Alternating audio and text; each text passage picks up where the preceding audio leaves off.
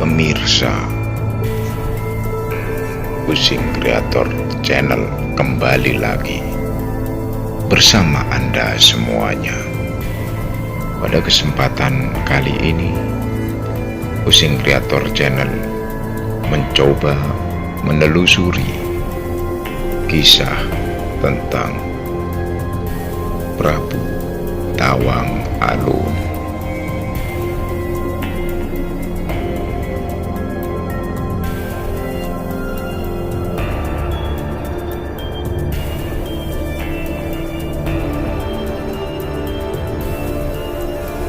Ini berada di petilasan Prabu Tawang Alun, dan mari kita masuk ke dalam.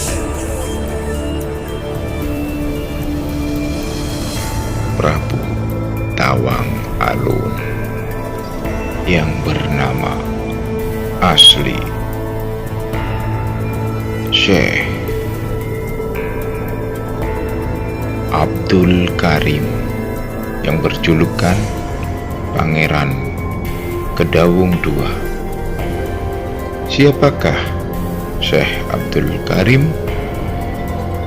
Beliau adalah anak dari Syekh Tanpohuno, atau dengan gelar Pangeran Kedawung I.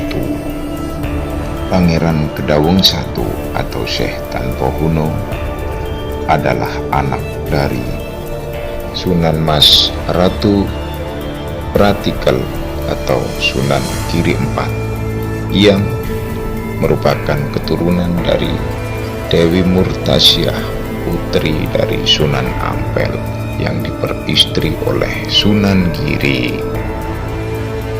Syekh Abdul Karim atau yang disebut juga Prabu Tawang Alun menikah dengan permaisuri Dewi Sumekar dan mendapatkan 4 orang putra: Raden Mas Macanpuro, Raden Mas Sosronegoro atau Raden Pangeran Macan Putih II, dan Raden Mas Gajah Pinarong, juga Raden Mas Kertanegara adalah keturunan dari sang Prabu Tawang Alun, dari seorang permaisuri Dewi Sumekar. Sebutan Tawang Alun sendiri adalah merupakan 2 suku kata yang memiliki makna berbeda. Di negeri yang mayoritas berbahasa Osing ini, arti dari sebuah kata tawang merupakan sebuah hutan yang diratakan atau dibabat dijadikan lahan persawahan dan perkebunan. Sedangkan arti alun yang artinya lahan luas hijau yang membentang, dan jika dirangkai pembabatan hutan belantara menjadi lahan hijau persawahan dan perkebunan. Negeri Macan Putih atau negeri Tawang Alun merupakan sebuah negeri yang konon menurut cerita dibangun kurang lebih selama 5 tahun 10 bulan. Negeri ini memiliki sebuah benteng 5 kilometer persegi. Harimau putih yang konon menemani perjalanan sang Prabu Tawang Alun menjadi sebuah legenda yang tak terpisahkan dari perjalanan kisah seorang Prabu Tawang Alun. Sekitar kurang lebih 1 kilometer dari letak petilasan sang Prabu Tawang Alun adalah sebuah pelecutan macan putih. Saat ini kita lagi di pelecutan Raja Tawangan. Yang Anda lihat bukti sejarah batu bata yang digunakan pada masanya, ukurannya sangat besar. Ini adalah puing-puing reruntuhan bukti sejarah yang ada di Tawangan. Saat ini, pelecutan macan putih dapat kita saksikan dengan rupa bangunan yang menyerupai kubah masjid. Diyakini oleh masyarakat sekitar bahwa pelecutan macan putih adalah bagian yang tak terpisahkan dari keraton Macan Putih, dan pelecutan sendiri diambil dari sebuah kata, menghilangnya harimau putih yang pada saat itu menemani sang Prabu Tawang Alun dalam perjalanannya. Saat ini banyak bisa kita lihat dan saksikan bersama tumpukan bekas batu bata untuk membangun kerajaan Tawang Alun pada masanya. Ukurannya sangat besar. Bisa Anda lihat ini adalah potongan-potongan, ya, yang mana mungkin kurang lebih nanti panjangnya adalah 2 ukuran tangan saya.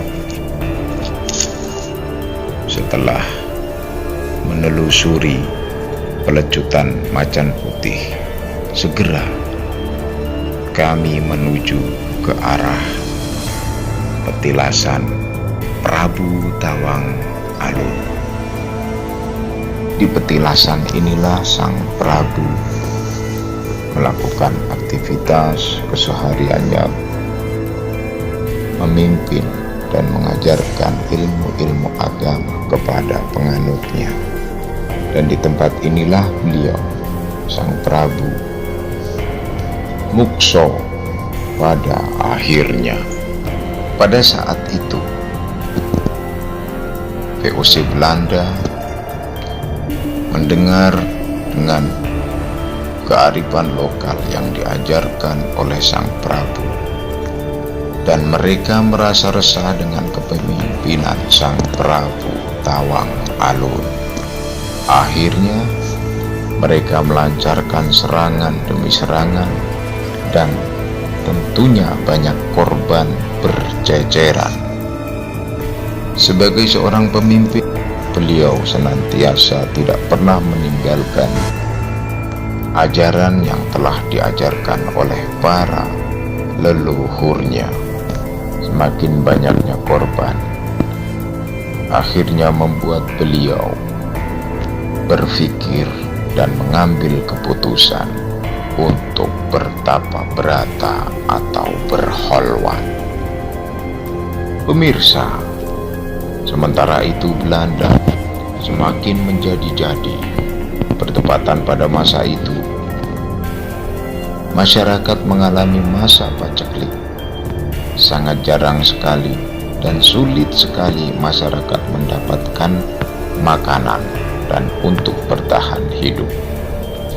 Tidak tinggal diam, Belanda pun menggunakan kesempatan bahwa barang siapa yang mau mendapatkan makanan secara mudah dan diberikan hadiah yang besar oleh Belanda, maka mereka harus datang dengan membawa satu wadah batu bata benteng istana yang sudah ditumbuk halus oleh masyarakat. Mendengar hal itu, akhirnya rakyat ramai-ramai merobohkan benteng yang tinggi 7 kaki dan memiliki lebar 3 meter tersebut. Politik yang dilakukan Belanda akhirnya tak lama kemudian benteng kokoh itu lenyap rata dengan tanah, dihaluskan oleh masyarakat dan disetorkan kepada Belanda dengan imbalan bahan pokok makanan untuk bertahan hidup. Sementara itu, Sang Prabu yang melakukan tapa berata atau berkhulwat akhirnya musnah, menghilang. Ditulis dalam sebuah kumpulan lontar yang bertuliskan pegon atau ejaan Arab, yang menjadi bukti bahwa Prabu Tawang Alun adalah seorang muslim keturunan dari Sunan Giri. Kami, tim Using Kreator Channel, sengaja menelusuri demi melestarikan sejarah Nusantara.